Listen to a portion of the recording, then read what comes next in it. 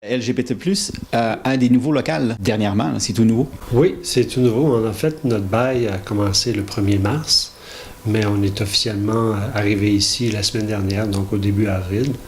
Et c'est la première fois en 7 ans d'existence qu'on a enfin un local, une adresse permanente où les gens vont pouvoir venir nous rencontrer, nous consulter, voir ce qu'on fait et avoir accès à nos services. Puis c'est quoi ça vous amène de plus en tant qu'organisme?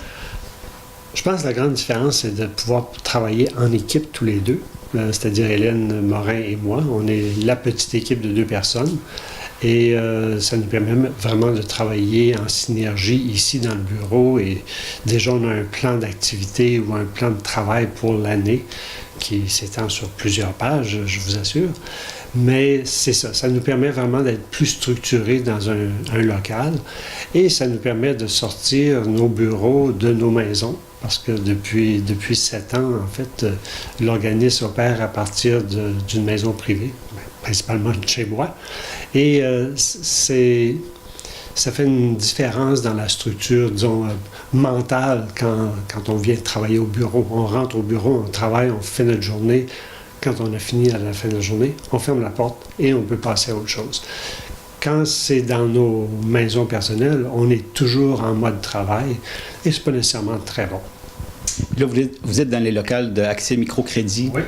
En même temps, mais c'est comme plus anonyme pour les gens. Oui, bien, c'est ça. On a une adresse visible, mais c'est sûr que les gens peuvent venir stationner ici ou ils peuvent stationner au IGA ici en face ou à côté et simplement rentrer ici. Et il y a le couvert de l'anonymat si quelqu'un n'est pas prêt à se faire voir dans un local qui est officiellement pour la communauté LGBT+, de la Baie-des-Chaleurs. C'est un avantage. Ça nous permet aussi d'être plus visible au sein de la communauté. Pas seulement de la communauté LGBT, mais au sein de la communauté civile. L'ensemble des gens vont pouvoir savoir que nous sommes là, qu'on existe et qu'on est présent à tous les jours. OK. Puis là, les gens, ils n'ont pas nécessairement besoin de prendre rendez-vous. Ils peuvent se présenter directement ici. Non, on leur suggère de nous appeler au préalable simplement parce qu'on est sur un horaire plus court. On est à 4 jours semaine.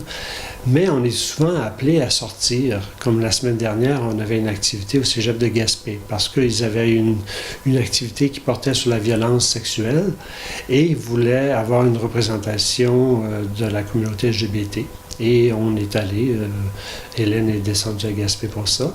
On a une activité à Grande-Rivière dans le même contexte, à la succursale du Cégep à Grande-Rivière jeudi, parce qu'ils font aussi une semaine de sensibilisation aux violences sexuelles.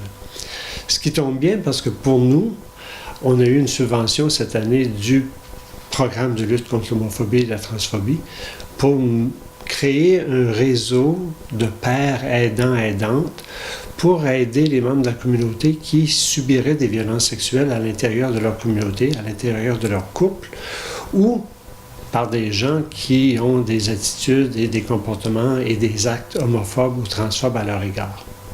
Et ça nous permet d'aller écouter un peu ce qui se passe sur le terrain et en même temps de mieux planifier le travail qu'on aura à faire pour créer ces ateliers, pour former le réseau des personnes, des pères aidantes. OK. Puis là, vous avez sûrement des activités qui sont en préparation. Oui, bien là, on est en début de l'année. Notre année financière commence le 1er avril et il y a toujours le 17 mai qui est la Journée internationale de lutte contre l'homophobie et la transphobie et pour lequel on va commencer à préparer des activités. Dans les dernières années, on a toujours eu des petites capsules de petits messages qui passaient sur les ondes de CIeux FM et on va probablement rééditer ces messages qui passent à raison de 5 ou 6 fois par jour pendant une semaine. On va aussi faire probablement un genre de 5 à 7. Dans le passé, on a attribué le prix Arc-en-Ciel gaspésien à une personnalité alliée qui s'était démarqué dans son travail d'allié, c'est-à-dire de nous aider, de nous appuyer dans la lutte contre l'homophobie et la transphobie et de faire la promotion de la diversité. Alors ça aussi, c'est en préparation. OK. Puis là, les gens peuvent vous suivre sur Facebook? Oui, toujours. On est toujours sur Facebook. Facebook LGBT plus BDC. On a aussi notre site web qui est lgbt-bdc.net. Donc, les gens peuvent aller consulter nos choses-là. Le site web, je dirais qu'il est beaucoup plus informatif et statique, c'est-à-dire c'est qui on est, ce qu'on fait, alors que nos informations, nos activités sont beaucoup plus promues par la page Facebook. OK. Puis les gens qui ont besoin d'informations supplémentaires, ils peuvent vous appeler au même numéro? Ils peuvent nous appeler au 581-886-LGBT, 581-886-5428, et ils peuvent nous envoyer un courriel aussi à info@lgbt-bdc.net.